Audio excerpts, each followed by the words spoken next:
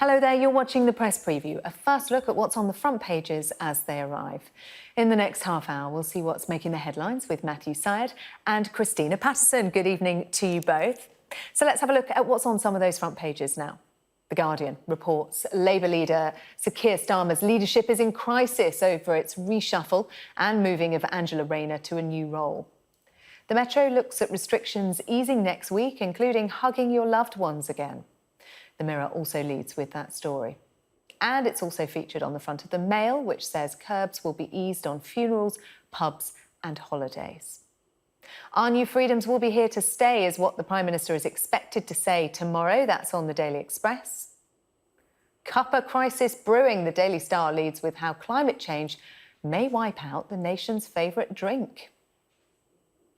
And we're joined tonight by columnist for the Sunday Times and the Times, Syed, and the journalist and author Christina Patterson. Hello to you both. Good to see you. We're going to kick off with Labour and its reshuffle on the front of The Guardian, Matthew. Now, the details of the reshuffle came just before 10 o'clock, too late for the first editions of the papers. Leadership in crisis over reshuffle moves to demote Angela Rayner, the headline in The Guardian, although she's ended up with a pretty long slew of titles now, Matthew. Yes, so obviously the election results, particularly in England, were very disappointing for Labour. So understandably, Keir Starmer is under a little bit of pressure, but I think it is worth remembering he hasn't been leader for that long. He's been leader during a particularly difficult time for a opposition politician during a pandemic, a national crisis. So I think he deserves more time. I think this story personally is being blown out of all proportion. A popular deputy leader, Keir Starmer, clearly took a decision to make a decisive move to take her out of the campaigning role that she had. I think that the vast majority of the country won't know who Angela Rayner is and will be even less concerned about other details of the reshuffle. The big question for Labour is whether Starmer, as a leader, can connect effectively as we come out of the pandemic and lay out an alternative to a Conservative Party that has moved into the centre-left position on economic policy, a huge demographic shift that we're undergoing that I think is bamboozling a lot of political commentators. And I think it's an open question whether Starmer will be able to do that. But the leadership in crisis over a reshuffle, I think, is a ridiculous notion.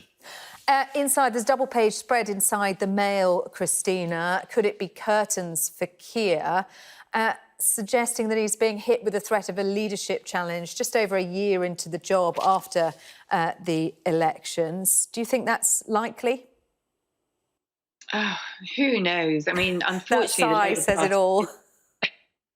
Well, unfortunately, the Labour Party is incredibly good at infighting, and I do think one of the things that Keir Starmer has done relatively effectively over the last years or 13 months since he took over as leader of the Labour Party has been to reduce the infighting. He ran on a ticket of being a unifying figure. Frankly, that was a rather tall order given the horrific strife that was going on in the Labour Party. And he is trying to do a pretty impossible thing, which is to take a party machine that is dominated by extremely left-wing people, many of them Jeremy Corbyn supporters, who, as we know, we know that Corbyn's Labour was hugely dismissed at the last election, and trying to make the party electable with people in the so-called red wall who could not have less interest or sympathy with the Corbyn project.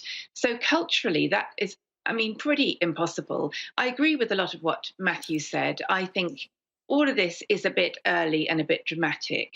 I think most people won't know who Angela Rayner is. I think it was unfortunate that that was announced straight away, although there is some suggestion that it might have been a leak from her to enhance her leadership possibilities for the future. Who knows? But the last thing that Labour needs at the moment is more infighting, and it looks as though that's exactly what it's going to get.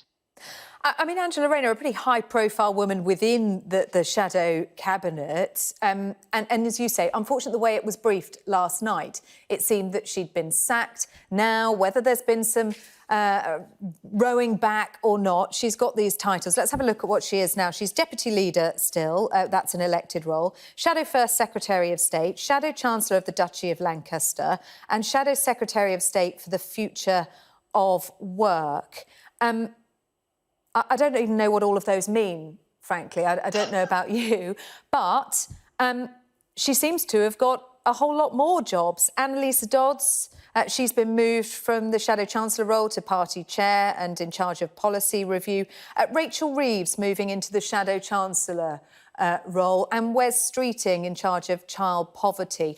Is that new look Shadow Cabinet going to be enough to make a difference for Keir Starmer moving into his second year? Matthew, Matthew, go ahead. Well, I was just going to say, I think that most people will be completely dramatically uninterested in the shape of the shadow cabinet this far away from a general election. I think what Christina said is absolutely right, that if I had to give one piece of advice to Keir Starmer and anybody else who is involved in the Labour leadership, it is to completely ignore what the left-wing Corbynite set on Twitter is saying day by day. They are well followed on the social media by a tiny, trivial sliver of the British population. They don't reflect at all the way that most of people in this country think, and almost the contrary to what the people that Labour need to win back. And I think people tend to look on Twitter and think it is somehow representative of the real world. It is completely unrepresentative. And that niche of the hardcore left, I follow them as a somebody who commentates on politics. I have to. But it's a largely deluded group of people, and I would strongly urge the Labour leadership just not to look. And if they do look, to immediately disregard, or whatever they're saying, to do the opposite. It's not just on Twitter, though, is it, Christina? Because he does have serious questions to answer about Labour's performance in the local elections. And those questions are coming from within his own shadow cabinet, within his own party, on the Labour benches. And he's being compared to a Neil Kinnock, Michael Howard type figure, someone who's never going to make it to the big job, just there as a holding leader. Well, I think, to be honest, after the last election, it was the chances of Labour being elected at the next election were so tiny, because I don't think any party has ever come back from that kind of majority in one term. So I think the likelihood was that whoever became leader at that point was likely to be a holding leader. I think that Keir Starmer has disappointed many people, including, I have to say, me. I have no doubt that he is, he's clearly very bright, he's honourable, he does have principles. He was infinitely better than Jeremy Corbyn, and probably the best leader available, though personally I think someone like Yvette Cooper would be much better. Whether she would have the popular appeal, I don't know. But what is now clear is that Boris Johnson is a juggernaut, and it doesn't matter how much he spends on curtains, how many affairs he has, how many children he has, what he spends his money on, what he gets Tory funders to fund. People just don't care. They want, or many people apparently don't care. I care, actually, weirdly, as it happens, but many people don't seem to care. What they do care about, what we all care about, is A, getting vaccinated and out of this pandemic. And it's been extremely good luck for the Tory party, and indeed for Labour in Wales and the SNP in Scotland, that incumbents tend to be rewarded at a time of success like this, and everybody just wants to get out of this thing. And the other thing people care about is their jobs and futures. Now, the Conservatives have made huge promises on that front to the red wall seats. I doubt that they can keep those promises. They can pour money in. They will pour money in because they're now the big spenders. But how much difference that will ultimately make, these are problems that go back decades. OK, let's take a pause. Christina and Matthew, we're going to be back in just a few minutes, and we're going to be looking at the restrictions that are easing next week, including being able to hug your loved ones.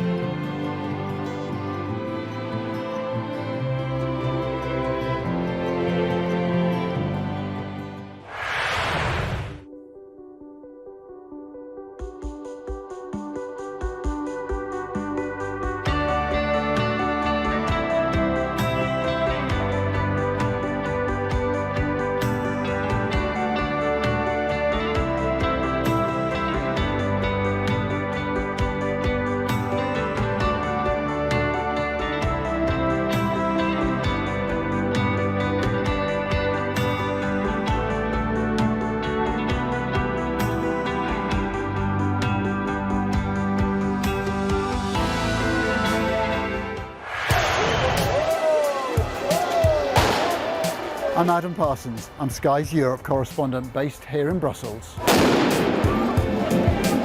More flares going off, a volley of rocks, cobbles have been pulled up out and are being used as missiles to hurl at these police.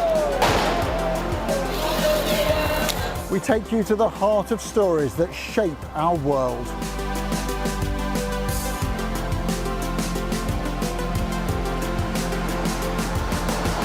We aim to be the best and most trusted place for news. We have now left Italy and entered France. Nobody's asked to check our identity. Made by people who dare to challenge. Nice to see you again, Mr. Barnier. Why? Meeting you. Fishing does have the potential to stymie an enormous economic deal. What strikes you when you come to this glacier is not just the way in which the environment is changing, but the speed at which those changes are happening. It's devastating, actually.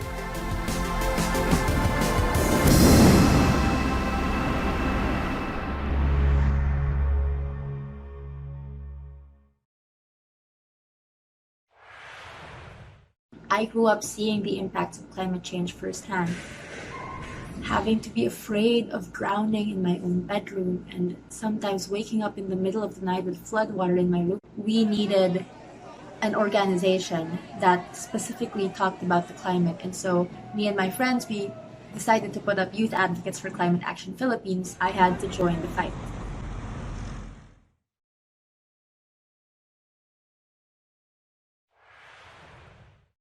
Hi, my name is Nzambi Mate, and I'm the founder of Jijenge Makers Limited.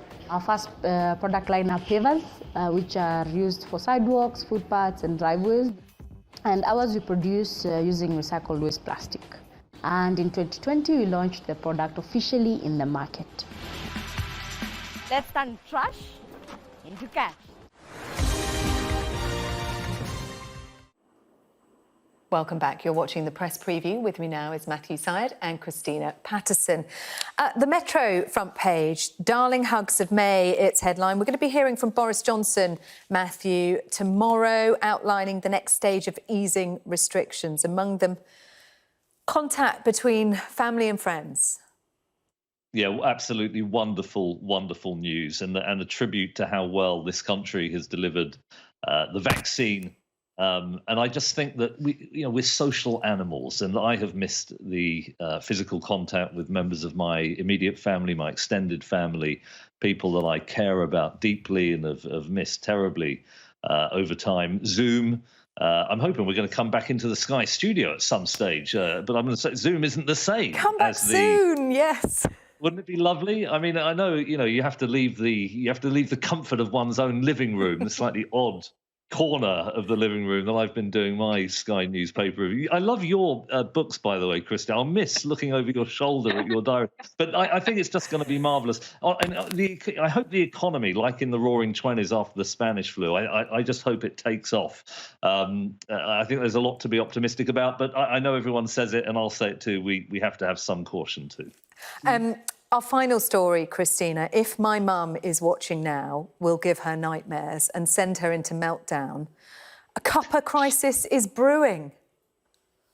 I know, my God, as if a pandemic wasn't bad enough. Now, apparently global warming might end tea. I drink either tea or coffee all day long, mostly tea, and I generally put the kettle on before I have finished my current cup. So the thought of this is just horrendous, absolutely horrendous.